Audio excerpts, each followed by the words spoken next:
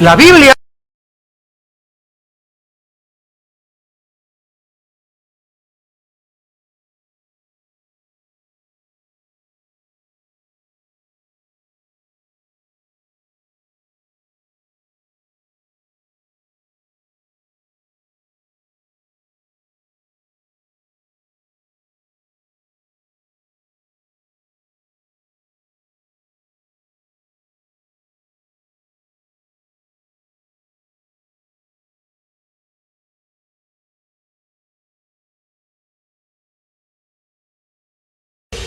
hay una explicación para este odio antisemita. Una vez una muchacha se acercó y me comenzó a hablar, no, que Israel, que son los genocidas, y le dije, la forma en que tú estás hablando es de un antisemita. Sí, yo soy antisemita y qué bueno, me siento orgullosa. Y yo le contesté a esta muchacha, porque les recomiendo algo, cuando ustedes tengan un debate con cualquier persona, ya yo soy comunista y yo estoy en esto, mira, vamos a comenzar, antes de tener un debate, a definir los términos. ¿Tú me puedes definir qué es un antisemita?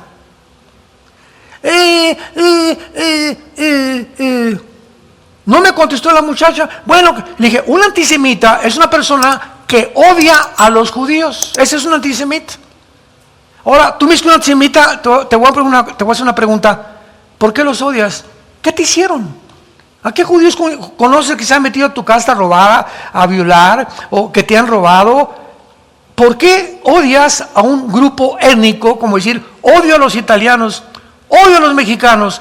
Eso no solamente es antisemita, es racismo puro. Y estamos tratando de elogiarnos ya el racismo, que hay que acabar con el racismo. Y vemos nosotros un racismo, pero completamente enfermizo, contra las personas, como todas estas desfiles que ha habido en las ciudades, Israel, etcétera, etcétera, son dirigidas, el 80% que iban en esos desfiles eran musulmanes. Y se les pegan 2 o 3 personas y creen todo París, todo Inglaterra contra Israel y contra el genocidio, etcétera, etcétera. Mentiras, mentiras, mentiras. Entonces, cuando venimos a la Biblia, encontramos una respuesta. Hay 2 respuestas para el odio desde hace siglos de siglos de siglos, con un grupo étnico, con una etnia que se llaman los judíos. No ha habido este racismo ni contra budistas, ni contra mahometanos, ni contra el mismo Islam, ni contra los hindúes, ni contra Zoroastro, ni contra los discípulos de Mahatma Gandhi, ni contra ningún grupo, ni tribu, ni civilización en toda la historia. Cuando vemos la historia ya de una forma cosmogónica, ¿verdad? Ya podemos cuenta que en todos los siglos, en todos los imperios, el exterminio ha sido matar judíos, matar judíos, matar judíos, exterminar Israel, hasta el siglo XXI. ¿Dónde nos encontramos? Tiene que haber una explicación. Esto no es coincidencia. Bueno, antes de la Segunda Guerra Mundial se propagó un libro que se llamó Los Protocolos de los Sabios de Sion.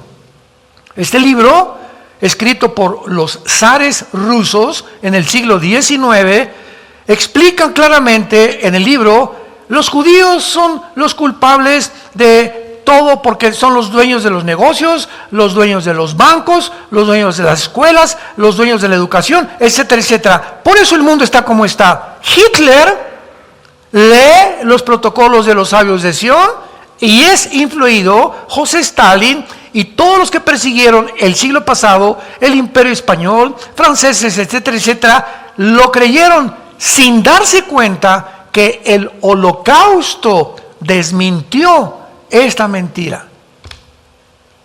Si los judíos eran dueños de bancos y de escuelas y de educación, ¿por qué Hitler mata a 6 millones de personas que son una etnia que no tienen nación, no tienen casa, no tienen ropa, no tienen lugar para vivir?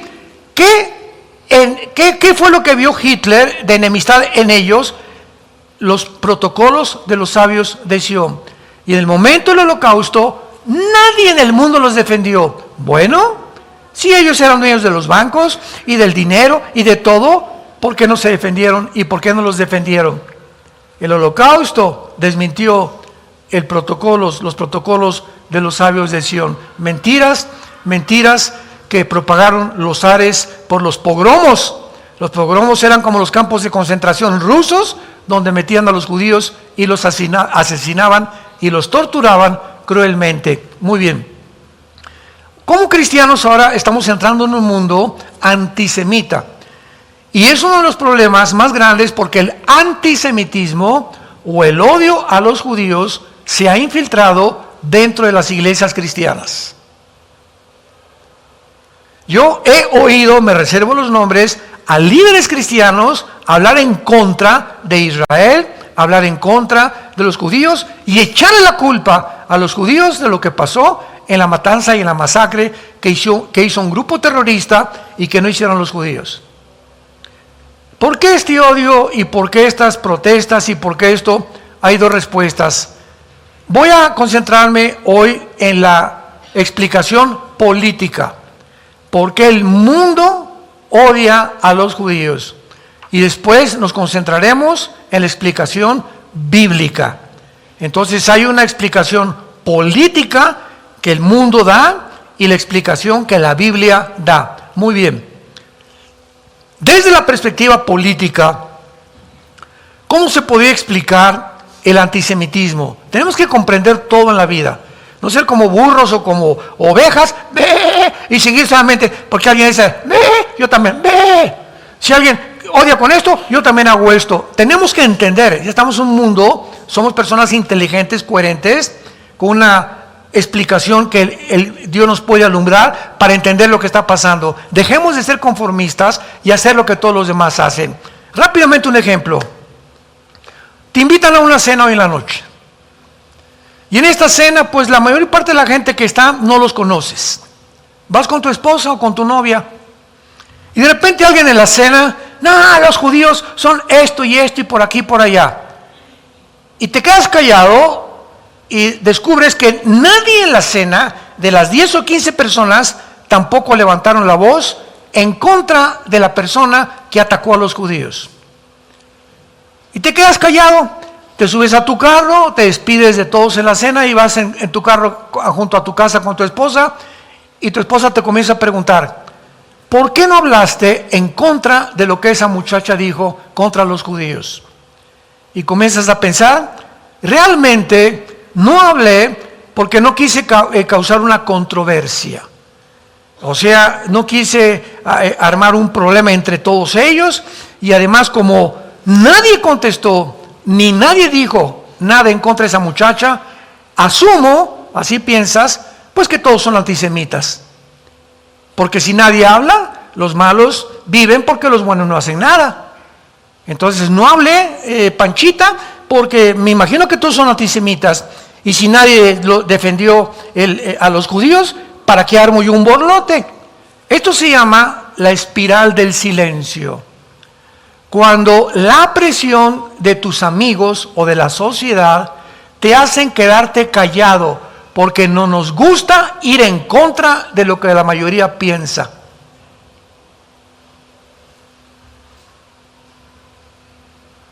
Tú vas a las reuniones de los nazis, millones de personas, ¡Heil Hitler! ¡Heil Hitler! Y de repente entras a una manifestación y al ratito tú también, ¡Heil Hitler! ¡Heil Hitler!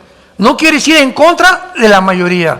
En tu escuela están a favor de los palestinos, no quieres estar en contra de la mayoría y tú también, ¡sí, muere Israel! Porque es el conformismo del ser humano. Y esta espiral del silencio se manifiesta en algo que es psicológico también, que se llama psicosis colectiva.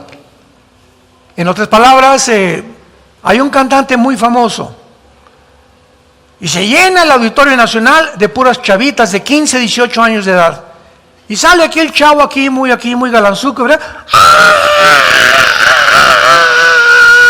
Y las muchachas comienzan a gritar como locas, muchachas que nunca se imaginaron que comienzan a quitarse hasta el cubrebustos, Comienzan otras hasta a desnudarse, otras gritando que pase y que les dé un beso, etcétera, etcétera. Y tú vas con tus amigas que todas hacen eso y tú también. ¡Ah! ¿Por qué? Porque no quieres hacer algo contrario a la multitud. Y esa es la forma, por eso se llama psicosis colectiva. Lo que hacen la mayoría, a ninguno nos gusta ir en contra de la mayoría. Porque nos conformamos con quedarnos callados para que no nos tachen de homofobios o de islamofobios o de personas que causan controversia o problemas. Mejor nos quedamos conformados, nos quedamos callados y no hacemos lo que los demás, o hacemos lo que hacen los demás para no parecer diferentes a la mayoría. ¿Me van entendiendo? ¿Cómo funciona esto a nivel masivo y cómo está funcionando? Entonces, vamos a explicar el antisemitismo de esta manera, que es muy racional y es muy lógica, sobre todo para todos ustedes son filósofos, abogados, que les gusta pensar. La razón tiene que ser muy importante, pero muy importante, para que haya este odio mundial de exterminio, no solamente a los judíos, sino a la entera nación de Israel. Como Yasser Arafat, el más grande terrorista del siglo pasado, lo establece en la Constitución de la Organización para la Liberación de la Palestina. Nuestro propósito, nuestra meta, nuestra plataforma no es tener dos estados, ni Jerusalén, el exterminio de la raza judía. Ni más ni menos. Muy bien. La razón tiene que ser muy importante, repito, porque se organizaron todas las clases del siglo XX para lograr este fin. La conspiración que se armó el siglo pasado, una conspiración que se armó para exterminar al pueblo judío, principalmente en Europa, fue gigantesca y perfectamente bien financiada, pues para poder armar todo este aparato y toda esta estructura, se produjo una Segunda Guerra Mundial. Se produjo una Segunda Guerra Mundial. Detrás de la Segunda Guerra Mundial se encontraba solamente un propósito cuyo objetivo era exterminar a los judíos, como lo vimos con Adolfo Hitler. Adolfo Hitler, ¿quiénes eran sus enemigos? Rusia con José Stalin, Winston Churchill, Inglaterra, del lado occidental, Estados Unidos y Canadá, y algunas naciones de Europa que todavía no levantaban ni decían pío. Y los amigos de Alemania pues fueron Italia y los japoneses, que bombardearon en el 41 Pearl Harbor a los americanos. ¿Por qué? Hitler, teniendo pleito con Rusia, por el amor de Dios, Inglaterra, Estados Unidos, de repente, vean ustedes la mentalidad, se vuelve contra un grupo étnico, pequeño, sin casa, sin ropa, sin dinero, sin cuentas de banco, sin un ejército militar, y ni tierra para vivir tenían. Y los considera los enemigos máximos, los ve como un gigante. No ve a Rusia, ni a Inglaterra, ni a Estados Unidos. Hitler ve a los judíos como la primera oposición mental que él sentía, que realmente ellos eran sus enemigos y que los tenía que exterminar a como diera lugar, olvidándose de la misma guerra. Y para ello planea un proyecto llamado La Solución Final, donde le dice a Henry Himmler y le dice a todos los demás líderes que tuvo en la Gestapo: hagan campos de concentración por toda Alemania y busquen a todos los judíos que puedan ustedes encontrar, pónganles una estrella aquí, que es la estrella del rey David, en su ropa para marcarlos, métanlos en camiones y díganles que los vamos a llevar a dormitorios y a bañarlos. Y estos supuestos baños pues eran los campos de concentración. Y ahí van los trenes llenos, inundados de niños chiquitos, jóvenes, mujeres, de todo tipo de seres humanos. Los bajaban del tren, los metían en unas casas grandísimas o construcciones y les decían que los iban a bañar. Se tienen que quitar la ropa, los encueraban, los metían ahí, y ya que estuvieran ahí, les cerraban las puertas y le abrían las llaves al gas para ahogarlos y asfixiarlos y matarlos. Los sacaban con palas mecánicas, los echaban en trincheras que habían armado ahí, les echaban gasolina, a muchos los quemaron o los enterraban a muchos vivos también. 6 millones de judíos. ¿Qué movió a Hitler para tener ese odio contra ellos? Bueno, nos damos cuenta que entonces realmente el propósito de la Segunda Guerra Mundial no fue que el nazismo quisiera extenderse. Ya vamos más profundamente y ya espiritual y bíblicamente comenzamos a descubrir que había un programa satánico. Porque ¿quién puede negar que Hitler era una persona completamente poseída por principados satánicos? Bueno, es muy fácil la explicación. La Biblia dice en Apocalipsis capítulo 12 que el diablo sabe que le queda muy poco tiempo. El diablo no sabe exactamente qué año ni qué mes, pero él tiene un panorama, así como nosotros, conforme pues Rusia invadió Ucrania. Esto nos habla en más o menos en qué tiempo nos estamos acercando a la profecía de Ezequiel 38. Ahorita lo que pasa con Gaza, posiblemente el Salmo 83 se cumpla, la próxima guerra contra los árabes, contra los judíos, y los eventos a nuestro alrededor que se suceden. Ninguno de los eventos que pasan en el mundo son coincidencia alguna. Todas son piedras de un mismo rompecabezas, donde ya comenzamos a juntarlos aquí, acá, acá, y comienza a adquirir ya calidad, claridad, entendimiento. Venimos a la Biblia y descubrimos realmente la Biblia es la historia escrita por adelantado, que Dios nos deja de una forma secuencial y cronológica cómo se van a desarrollar los eventos, el momento que estamos y de qué forma la Biblia nos muestra que nos encontramos en la última generación, que el ser humano ha llegado al final de su historia. Ya no hay más.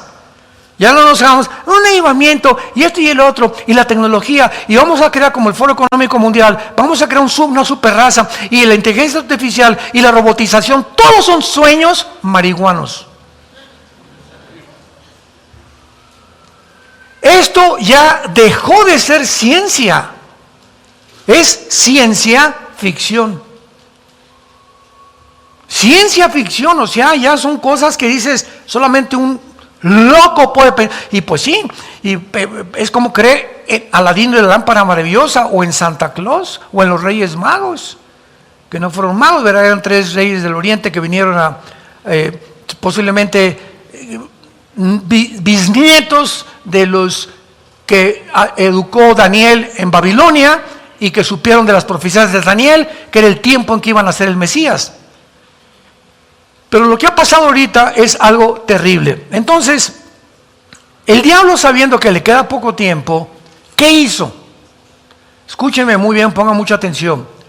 El diablo sabía que si Israel regresaba el 14 de mayo de 1948, si Israel regresaba a su tierra, en ese mismo tiempo, en ese año, comenzaría la cuenta regresiva de las profecías finales de la Biblia.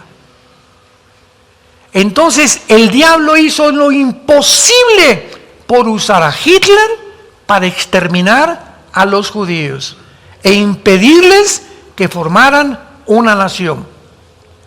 Porque si no formaban una nación, entonces la construcción del tercer templo profetizada sería una mentira. Entonces, si no formaban una nación, ¿a quién va a perseguir el anticristo? Si no formaban una nación, los 144,000 judíos de Apocalipsis 7 sería un invento también, que quién sabe quién inventó la Biblia. Todas las profecías de los tiempos que vivimos están enfocadas en Israel. Israel es el termómetro, el centro Como dice Ezequiel 5:5 en hebreo, el ombligo de Dios. Es exactamente donde el cordón umbilical sale de la mamá y es cortado y se queda de una vida, el bebé sale a otro medio ambiente. El momento en que se corta el cordón umbilical, encuentra otro medio ambiente, nace a un nuevo mundo. Si Israel nacía y como una nación otra vez, el diablo sabía que ya su tiempo se ha acabado. Y no lo logró. Gracias a Dios, Hitler no los pudo exterminar y los judíos fundaron su nación. ¿Y qué hizo el diablo? Se les fue encima con los mundo árabe. En el 15 de mayo, un día después, los trataron de destruir. 1956 los volvieron a tratar de destruir en la guerra del Canal de Suez. 1967, junio del 67, la guerra de los 6 días, los volvieron a tratar de destruir 22 millones de árabes. 1973, hace 20 años, la guerra de Yom Kippur, y no pudieron tampoco, y los árabes se dieron por vencidos. No podemos, vamos ahora a formar grupos terroristas. Y vamos a tratar de no ya ser nación contra nación, vamos a sabotearlos, a mandarles cohetes desde lejos, a sabotear embajadas, etcétera, etcétera. Y entonces comenzaron a formar al grupo, la Hermandad Musulmana de Egipto, a Hamas. Y Hamas entrenó a los guerrilleros de Irán. La Guardia Revolucionaria de Irán, que es el servicio secreto de Irán, comenzó a educar a Hezbollah, que es el grupo guerrillero en el Líbano, al norte de Israel. Después vinieron ISIS, Al-Qaeda, los Houthis y los talibanes en Afganistán y en Pakistán. Más de 6-7 grupos guerrilleros que existen actualmente con el único propósito de destruir a la nación de Israel. El diablo no se ha dado por vencido. Vayamos al capítulo 12 de Apocalipsis y veamos de una forma muy breve, que el Espíritu Santo les dé entendimiento y alumbre los ojos de vuestra comprensión y conocimiento para que puedan discernir, santos de Dios, el programa de Dios. Apocalipsis 12 resume toda la historia de Israel. Y comienza siempre, ¿verdad?, con un sueño o con una señal que aparece en el cielo, de una mujer vestida del sol, con la luna debajo de sus pies, su corona. Y muchos han inventado que era la Virgen María, por el amor de Dios. De ninguna manera. Si tú checas Génesis 37, del 9 al 10, vas a ver que fue un sueño que tuvo José. Siglos antes, la misma señal que está aquí, es el sueño que tuvo José. Y cuando su papá le pregunta a José, ¿qué es esto?, el mismo Espíritu Santo interpreta y nos dice, ¿verdad?, claramente, que estas 12 que estaban debajo de sus pies son las 12 tribus de Israel, y Jacob como uno de los patriarcas de Israel. Y dice que esta mujer estaba encinta con dolores de parto. Y entonces aparece inmediatamente, antes de que nazca el bebé, una gran señal, un gran dragón escarlata, que en el versículo 9 dice que es Satanás, que tenía 7 cabezas, 10 cuernos, sus cabezas 7 diademas. Eso lo hemos explicado muchas veces. Su cola arrastraba la tercera parte de las estrellas. Aquí nos damos cuenta que era Lucifer, que en su rebelión contra Dios, la tercera parte de los ángeles se fueron con él y siguen con él todavía. Y dice aquí la Biblia que entonces a estos ángeles o estrellas las arrojó sobre la tierra, y el dragón se paró enfrente de la mujer a fin de devorar a su hijo tan pronto como naciera.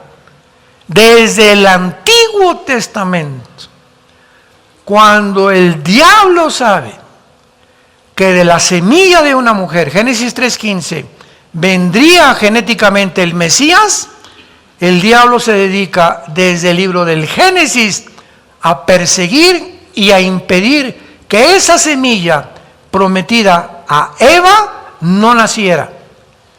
Y vemos el primer ataque en Génesis 6, cuando los ángeles caídos bajan a la tierra, embarazan mujeres. ¿De qué forma? No sabemos, pero alteran la genética de las mujeres y producen gigantes de 4 metros de altura con 12 dedos en las manos y 12 dedos en los pies, gigantes que vivieron en el mundo 1000 años.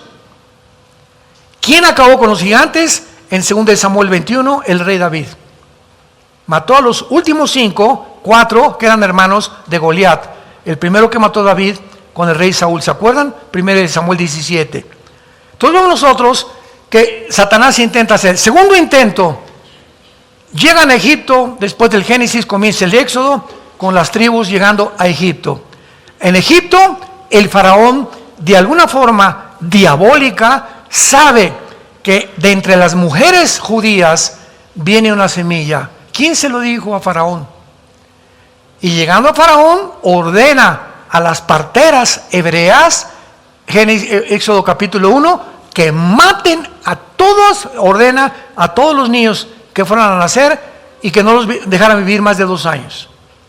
¿Y qué pasa en este segundo intento satánico de impedir que la semilla? Vean cómo todo tiene, no es coincidencia, todo tiene una razón de ser. ¿Qué hizo Dios con esto? La mamá de Moisés, él era el que vendría, donde venía la semilla y a salvar a Israel. Agarra la mamá de Moisés al bebé, hace una arquita de juncos y la echa al río Nilo lleno de cocodrilos. Con la fe y la confianza que Dios les puso a su Espíritu Santo y a su papá, de que iba Dios a proteger a ese bebé. Pero a ese bebé no lo iba a tocar la espada del faraón. Y viene el río Nilo con el arca del bebé y pasa enfrente de donde se encontraba, ¿quién creen? La hija del faraón, lavando ropa o no sé qué estaba haciendo ahí con sus doncellas, y ven al bebé y ven a las muchachas y recogen al bebé. La hija del faraón lo ve, ay, qué niño tan hermoso, y lo adopta. ¿Cuándo se imaginó el diablo que el mismo bebé que el faraón trataba de matar, iba a ser educado en su palacio? Los caminos de Dios no son nuestros caminos. Y Moisés es educado por el asesino más grande que quería matar, y que él era el que iba a ser el libertador de la esclavitud de los judíos. Y pues ya sabemos, ¿verdad?, que a los 40 años mata a un soldado Moisés, teme, huye al desierto y se queda 40 años. Ya esta es otra historia, donde ya Dios lo forja en el desierto, y a los 80 años saca a Israel de Egipto. Muy bien. Entonces vemos otro tercer intento de Satanás cuando nace Jesús, que es el dragón. Porque la salvación, dice Juan capítulo 4, viene de los judíos. ¿Y por qué no de los mexicanos y los guatemaltecos? ¿Y por qué no los guatemaltecos y los españoles? ¿Y por qué no los españoles? En fin, ¿verdad? De cualquier nación que hubiera escogido Dios, hubiera habido pleito entre nosotros. ¿Sabes una cosa? Porque a Dios le dio la gana. Simplemente la soberanía de Dios, Él determinó escoger un punto geográfico minúsculo, insignificante, en el Medio Oriente, donde naciera el Mesías que vendría a liberar a judíos, palestinos, árabes y musulmanes, y a cualquier persona que se acercara a la cruz. Entonces, ese fue el propósito de Dios. Vendría el Mesías de Israel. Entonces, ya comenzamos a entender el odio que se esconde detrás del exterminio. Y además, no lo más importante, porque lo más importante es el nacimiento del Mesías, pero vemos que cuando nace Herodes, cuando nace Jesucristo, ¿se acuerdan? Que llegan los reyes y que le dicen al rey Herodes: hemos oído que van a ser este tiempo que estamos viviendo en Navidad, aunque sabemos que Cristo no nació el 24 de diciembre y lo aprovechamos para testimonio de Él, hemos sabido que van a ser el rey de los judíos. Y Herodes se llena de enojo. ¿Y qué hace Herodes? Manden matar a todos los niños menores de 2 años. Otro intento satánico, porque venía detrás de esa semilla que iba a destruir finalmente al mismo Satanás en la misma cruz. ¿Y qué hace la Virgen María y José? Nada, se les aparece un ángel y les dice: huyan a Egipto, porque el rey Herodes quiere matar al niño. Y se va, pasa el edicto de la matanza y gracias a Dios ya Jesús crece, ¿verdad? Nace en Belén, se educa casi toda su vida en Galilea, en Nazaret, etcétera, etcétera, y así es la sobrevivencia del Mesías milagrosamente. Pero el punto también que quiero ver ahorita, que es la explicación política, obviamente vimos que la razón es muy profunda, ya vimos la razón espiritual. El diablo ha querido siempre odiar a los judíos porque de él vino el Mesías, pero además de los judíos tenemos este libro.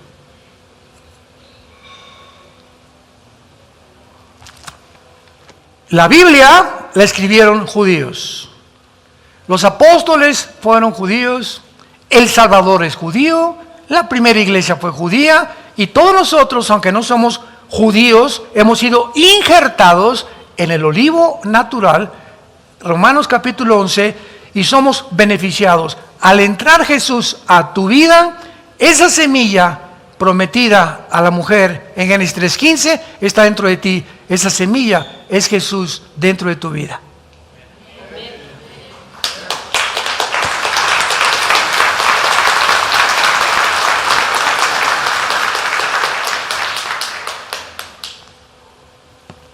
Esta razón es muy importante por cuestión de que también la Biblia vino de parte del pueblo o del Antiguo Testamento. Pero vean esto, que esto es increíble. Esta razón, por ser tan profunda, ¿verdad? Y muy importante por causa del efecto que han tenido, el efecto que los judíos han tenido en la historia política de las naciones occidentales. ¿Cuál ha sido? Gracias a las escrituras del Antiguo Testamento, que en el monte Sinaí Dios le dio en 2 tablas de piedra a Moisés, esas leyes que Dios le da a Moisés contienen, y las demás otras contienen, las leyes en contra de la esclavitud, de la opresión y del totalitarismo. Son leyes para que ellos no volvieran a tener opresores. Algo desconocido totalmente. ¿Qué fue esto? Que en la historia política del Occidente, los judíos han sido los únicos en mover las sociedades occidentales en la dirección de la liberación política de opresión de los gobiernos. ¿Qué quiero decir con esto? Estudiantes de leyes, la democracia no vino de los griegos, que no te engañen. La democracia vino de las leyes del Antiguo Testamento. Las leyes del Antiguo Testamento, por su alto contenido ético, por su alto contenido moral, iban en contra y continúan yendo en contra de la opresión. ¿Quién es Moisés? Un libertador. ¿Cuál es la historia de los judíos? Un pueblo libertado de la esclavitud. Y Dios les da estas leyes y este pensamiento judaico que comienza a influenciar los gobiernos, tanto de Europa como del continente americano, es lo que los gobiernos totalitarios odian.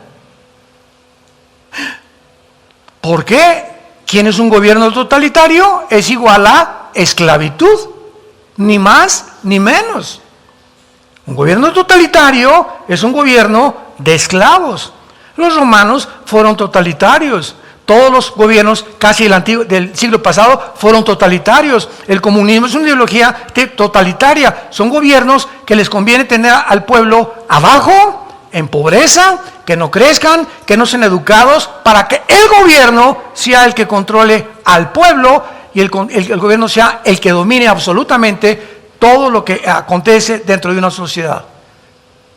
Negando libertades, garantías individuales, negando la propiedad privada, negando la libertad de acción, negando la libre empresa, negando la democracia, negando el capitalismo. Eso es un gobierno totalitario. Le llaman también dictaduras. El ejemplo obtenido por la revelación del Antiguo Testamento de la Biblia ha ido moviendo, o se ha ido moviendo hacia la democracia, y es lógico. Voy a repetir que las clases de gobernantes, las élites del poder, vayan perdiendo poder por este movimiento. Muy bien, entonces vemos nosotros, ¿verdad?, que es lógico que este avance de la democracia ponga a temblar a las élites del poder, porque van perdiendo por este movimiento, ya que no les convienen ni tampoco quieren un cambio. La clase que actualmente gobierna en la mayor parte del mundo no aprecia favorablemente la influencia del pueblo judío en Occidente. Vamos entendiendo políticamente por qué ese odio de las clases sociales, de la Organización Mundial de la Salud, de la Organización de Naciones Unidas, la ONU odia a Israel. De los 70 decretos que han sacado para condenar naciones, de los 70 decretos desde 1946-47, el 70% son contra Israel. Ahora que Hamás hizo esta masacre y esta carnicería ahí en Israel, la ONU se puso del lado de Hamás. Esto es increíble. ¿Quiénes son los judíos? Bueno, el pueblo judío es una etnia religiosa organizada alrededor de una historia de una revolución de esclavos, si lo podíamos resumir de una forma histórica. Ya vimos la ley que Dios le entrega a Moisés después de que se escapan de la esclavitud de los egipcios. Es la ley de los esclavos liberados que se encuentra en las páginas de las Sagradas Escrituras. Es la ley para que ningún otro pueblo los pueda oprimir jamás. El camino histórico a través de todo lo que hemos visto indica que una revolución de esclavos, que es realmente la lucha contra la opresión. El ser humano es un ser humano que debe luchar por su libertad. ¿Qué son las revoluciones, golpes de Estado, la mayoría? Guerras han sido luchas porque anhelamos ser libres. Yo tengo la libertad que el gobierno no me diga que el gobierno va a educar a mis hijos. Y que ahora el gobierno les va a inculcar en las primarias la ideología de género y le va a enseñar a un niño de 5 años cómo masturbarse. Discúlpenme, ¿verdad? Pero esa educación moral me pertenece a mí, no al gobierno. Yo tengo que ser libre para comprar, si tengo dinero en una casa o para vender una casa, tengo una propiedad, y no que algún día llegue el gobierno y me diga, esta casa es mía, o me la entregas o te la quito o te la expropio. Si no hay esa libertad del ser humano, el ser humano es reducido a un esclavo. Y es la tendencia, el anticristo llegará y pondrá con broche de oro, cerrará, terminará con las democracias, el capitalismo, el libre mercado, etcétera, etcétera, cerrará con broche de oro la civilización, obligando a todos los seres humanos que no tengan la marca del 666, que no puedas comprar, vender, ni ir a la farmacia, ni al Oxxo, ni al cine, a ninguna parte puedes ir, ni subirte a un taxi, ni contratar una Uber, si no tienes la marca del 666. ¿Qué se llama esto? La esclavitud total en la que terminó el ser humano y en la cual nos encontramos, ya no en la primaria, en la kindergarten, ni en la primaria, ni en la secundaria, ni en la preparatoria. Nos encontramos ya en el siglo XXI, en la universidad, en el nivel más alto de esclavitud que el ser humano ha tenido, que ya está poniendo en función la mayor parte de los gobiernos en el mundo entero. Y los seres humanos no se han dado cuenta de esto. Y así va a continuar armando esto. Este es el odio contra la palabra de Dios. ¿Por qué la iglesia romana prohibió la palabra de Dios? ¿Por qué? ¿Por qué? Porque, en primer lugar, estaba escrita en latín, no la habían traducido a las demás lenguas europeas. Y nadie la podía leer. Pues, ¿quién sabía latín? Más que los curas. Y en segundo lugar, porque sin la autorización de un cura o un obispo, nadie se puede abrir las páginas.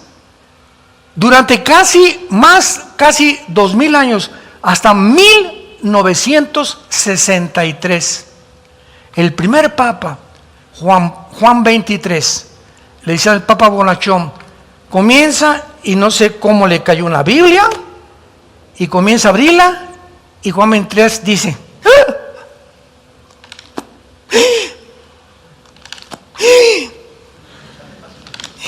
Jesús, María y el burrito que los acompaña. ¿Qué hemos hecho? Y reacción del Papa Juan 23 y manda un edicto al mundo cristiano. De aquí en adelante la Biblia se abre al populus. La Biblia se puede leer ahora y traducirla en español o en cualquier idioma. Ahora el pueblo cristiano no necesita tampoco que tener a alguien para que interceda, ni tampoco los santos son los que interceden delante de los seres humanos. Y viene una revolución que se llamó la Revolución Católica en el 63 con el Papa Juan 23, donde ya mandaron quitar hasta los santos en muchas iglesias, en otros los dejaron porque siguen considerando, ¿verdad? Es una religiosidad tremenda, pero mandó a quitar eso, permitió en la música dentro de las iglesias católicas. Ahora hay grupos católicos que leen la Biblia y hay millones de católicos actualmente que son nuestros hermanos. Gracias a que han comenzado a leer la Biblia. Y Jesús dijo en Juan 8:32, cuando conozcas la verdad, conocerás la verdad, vas a ser libre. Mientras tú no conozcas la verdad, eres un esclavo del pecado, de las tradiciones, de los sistemas, de las ideologías, de las filosofías que han provenido de hombres como tú y como yo. Jesús dijo, yo soy el camino, la verdad y la vida. Yo soy la luz y el que me sigue nunca carecerá de tinieblas. Es el tiempo que tú despiertes, que abras los ojos y que te acerques a Dios. Que te acerques a ese amor que hubo en esa cruz hace 2000 años, de un hombre que abrió sus brazos, que ahora vamos a celebrar el cumpleaños. Alguien me dijo, oye, yo no creo ni que Cristo haya existido. Compadre, le dije, ¿qué fecha estamos?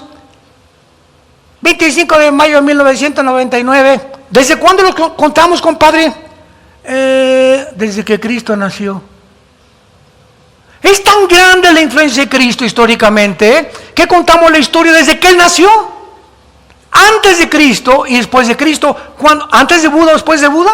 ¿Antes de Mahoma después de Mahoma? ¿Antes de Mahatma Gandhi después de Mahatma? ¿Antes de Walter Mercado después de Walter Mercado? Es tan grande su impacto en la historia que no solamente eso divide la historia, sino que además es el único personaje en el mundo que se celebra su nacimiento y su cumpleaños. ¿Cuándo nació el Buda? No chepo. ¿Cuándo nació Mahoma? No chepo. Impresionante. Piénsalo. Hasta los ateos celebran la Navidad.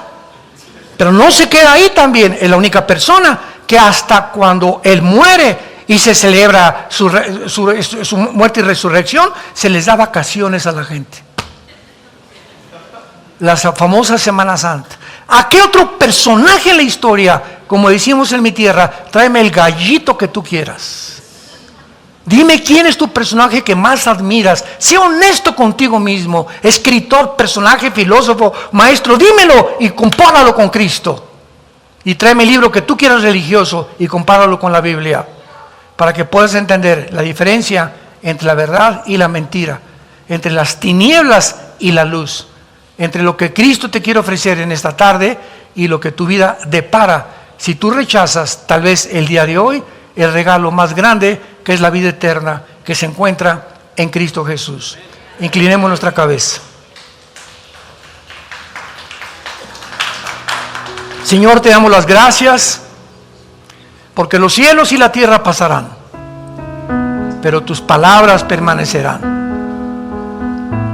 Tú descendiste del cielo como el pan que da vida a los hombres. Tú descendiste del cielo como el buen pastor que dio su vida por sus ovejas. Descendiste del cielo, fuiste crucificado, fuiste enterrado y resucitado a los 3 días. Porque de tal manera amó Dios al mundo, de tal manera nos ama Dios.